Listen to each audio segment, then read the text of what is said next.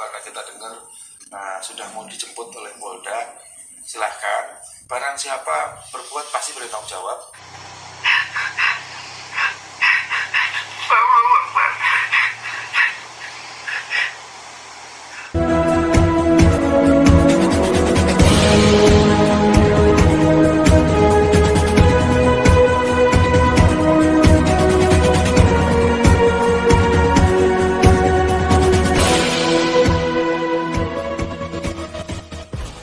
Ya, shalom bagi kita semua dimanapun kita berada pada saat ini. Kiranya kita semua tetap berada dalam keadaan sehat dan apapun yang merupakan aktivitas kita sepanjang hari ini, kiranya Tuhan Yesus memberkati.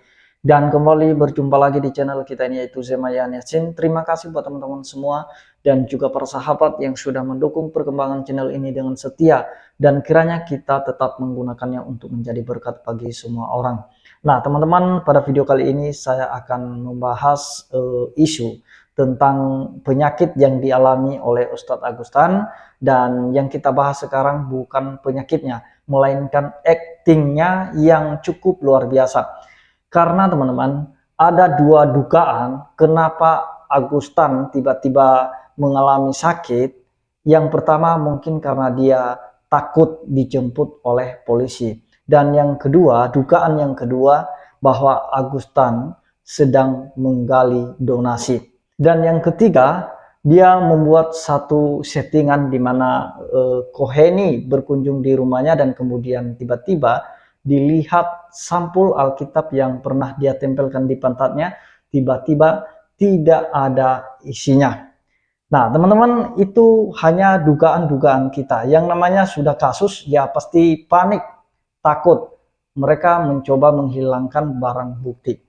Nah teman-teman, sebelumnya mari kita simak videonya yang berikut ini. Akulah jalan kebenaran dan hidup. Tidak ada seorang pun yang datang kepada Bapa kalau tidak melalui aku. Betul. Allah mengirim nabi-nabinya. Ya. Tetapi sekali lagi tidak untuk dipertuhankan. Nah, ini kejelekan mereka. Saya berani dan ini dapat dipertanggungjawabkan. Tidak pun mereka mau tuntut, silakan. Saya sudah siap segala-galanya demi iman dan Islam. Ya, saya sudah persiapkan, kalau saya mau masuk bui, nggak apa-apa. Saya pun juga itu. Apakah dalam sebulan saya akan mati? Ya. Kita taruh lagi. Ya. Kita lihat nanti apakah Agustan akan mati ketika Alkitab ditaruh di pantat. Jadi kok Agus sekarang juga posisi sakit. Kita jenguk karena kita dengar sudah mau dijemput oleh Polda. Silahkan, barang siapa berbuat pasti bertanggung jawab. Kalau kayak gini, walaupun bagaimanapun kita manusia bisa salah dan khilaf, bisa salah khilaf. Ya, silakan. Kami umat muslim ini kami gentleman dan kami proporsional. Tapi juga tolong yang menghina agama Islam diproses juga. Ya, kemarin saya dengar Yosef Paulusan katanya mau melaporkan. Aku, ya kapan Yosef Paulusan pulang? Laporkan ke Agus, kita nggak ikut-ikut. Yosef Paulusan pulang, Sabun Ibrahim pulang, laporkan ke Agus. Ditunggu, jangan cuma ngomong aja kan, penjarakan Agustan, tapi dia nggak pulang, Yosef Paulusannya. Sabun Ibrahim mau penjarakan Agustan, tapi saya mudah nggak berani pulang dari Amerika, gimana sih?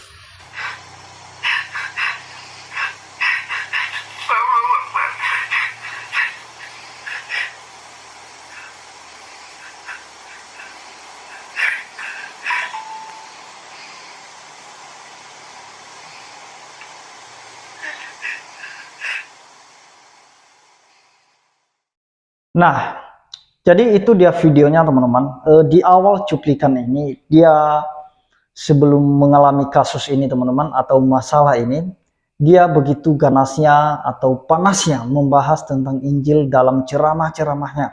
Dan kemudian ada satu pernyataan yang dimana dia cukup membuat dia berani. Dia berkata bahwa dia bisa bertanggungjawabkan tentang hal yang disampaikannya soal Injil itu. Dan sekalipun dia masuk bui, dia tidak takut. Dan itu sudah kerinduannya, katanya di awal cuplikan video tadi. Nah, teman-teman, kita akan membahas dugaan-dugaan ini, teman-teman. Ketika atau usai Agustan ini menempelkan Alkitab di pantatnya dan dia kentut, kemudian dia mencoba membuat skenario, teman-teman. Ada dugaan saya yang pertama, bahwa dia itu pertama untuk menggali dana, untuk mendapat donasi. Saya membahas apa yang menjadi postingannya di dalam komunitas YouTube-nya ya. Ini bisa teman-teman lihat di layar. Ini dugaan yang pertama, bahwa Ustadz Agustan ini dia sedang menggali donasi, mencari donasi. Nah, ini dia. Dia berkata begini, Assalamualaikum warahmatullahi wabarakatuh. Bersama ini saya Bendahara YBMPU Al-Muhtadin mengajak kita bersama-sama untuk mensupport Koh Agus yang saat ini dalam keadaan sakit. Dia cantumkan nomor rekeningnya di situ teman-teman, BSI, Yayasan Bina Mandiri dan Pemberdayaan Umat Al-Muhtadin. Barakallahu fikum. Nah, jadi dari sini kita tahu di dalam kondisinya yang sedang sakit. Nah, kita nggak tahu apakah dia benar-benar mengalami sakit atau hanya settingan itu karena takut dijemput sama polisi. Nah, dia mencoba mencantumkan nomor rekeningnya. Itu berarti bahwa dia sedang mencari donasi, teman-teman. Nah, dan kemudian dugaan yang kedua, di mana Agustan ini dia pura-pura sakit. Menurut dugaan saya, aktingnya itu. Nah, kenapa? Supaya jangan sampai dijemput oleh polisi. Tetapi tetap saja ditunggu kapan sembuhnya Ustadz Agustan ini, tetap akan dijemput. Karena menurut Heni tadi itu sudah dilaporkan ternyata di Polda. Dan mudah-mudahan setelah sembuh Agustan ini bisa dijemput dan dipertanyakan tentang hal itu sama dia. Dan kemudian teman-teman, saya membahas semalam tentang Alkitab yang dia kentutin itu ya. Nah, ternyata ketika Heni Kristanto itu membuka, tidak ada isinya. Saya kurang tahu. Dan ini menurut dugaan saya bahwa Agustan ini sedang menghilangkan atau mau menghilangkan barang bukti tentang kasus ini. Kok tiba-tiba sampul itu tidak ada isinya, teman-teman? Tidak ada isinya. Nah, dan kemudian itu disambung dengan video yang dihapus olehnya. Pertanyaannya, kenapa video itu dihapus?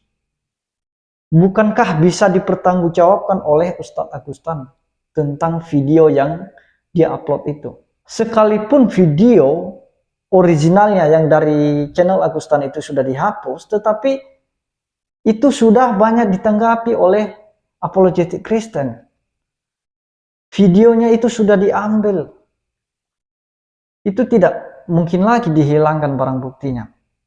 Nah, jadi sekalipun teman-teman yang mereka lihat itu sampul yang tidak ada isinya, tetap dia kena. Bagaimanapun itu ceritanya, itu sudah menggambarkan bahwa dia sedang menghina Alkitab, melecehkan Alkitab seutuhnya.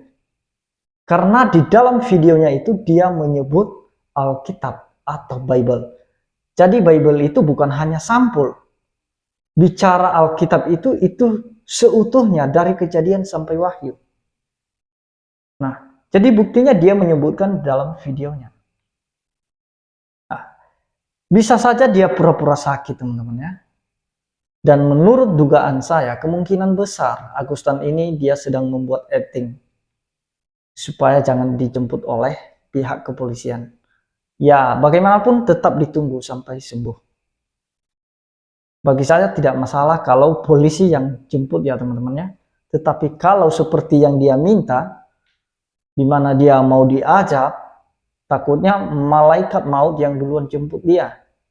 Tetapi doa kita jangan. Kiranya Tuhan memberikan dia kesempatan untuk bertobat. Nah, jadi endingnya dia menangis. Menangis.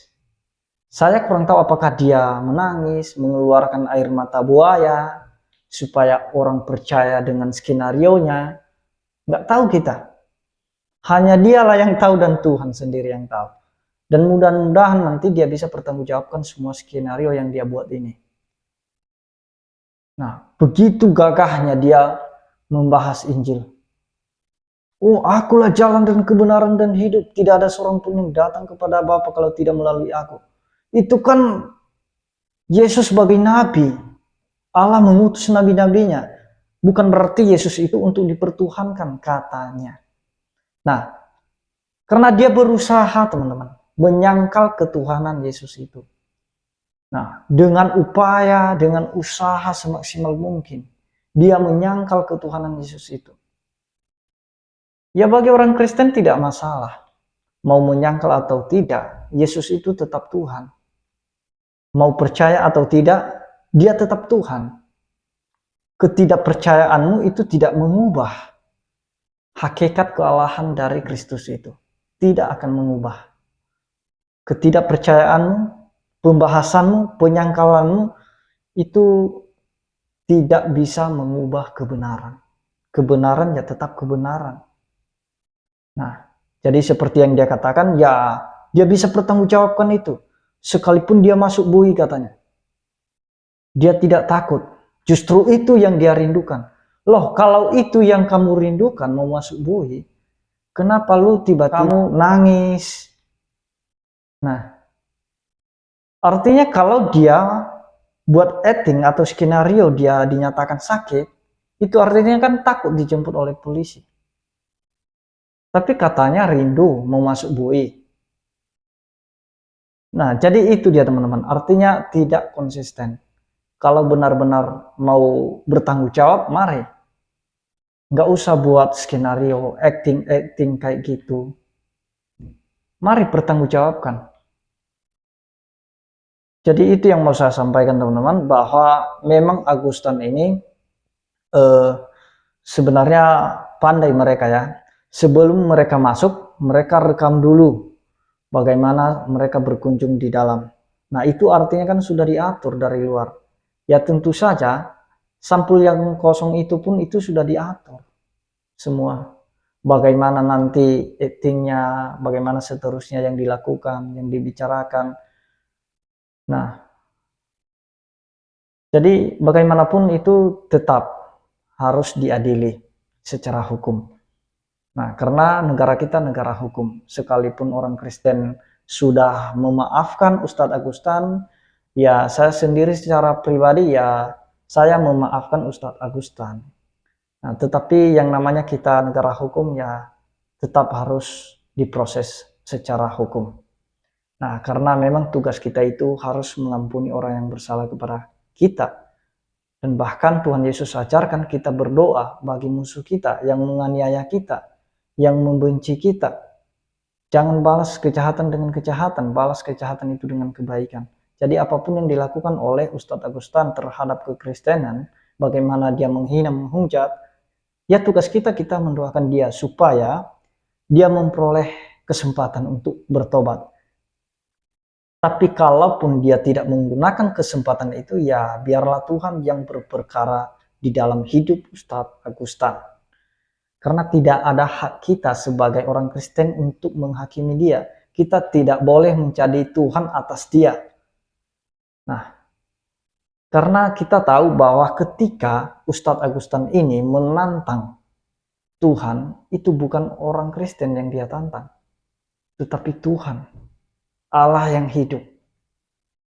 Tetapi ya, biarlah Tuhan yang berperkara dalam hidupnya, Tuhan lebih tahu apa yang terbaik buat Ustadz Agustan.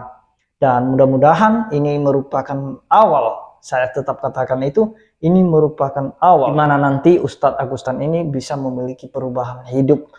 Ya, sekalipun mungkin dia tidak percaya kepada Yesus, setidaknya dia tidak menantang Tuhan lagi. Nah, kalau soal dia percaya atau tidak, itu urusannya dengan Tuhan. Biarlah Tuhan yang menjadi hakimnya nanti di akhirat, di pengadilan Kristus. Itu saja yang saya sampaikan teman-teman. Kiranya Tuhan Yesus memberkati kita semua. Shalom.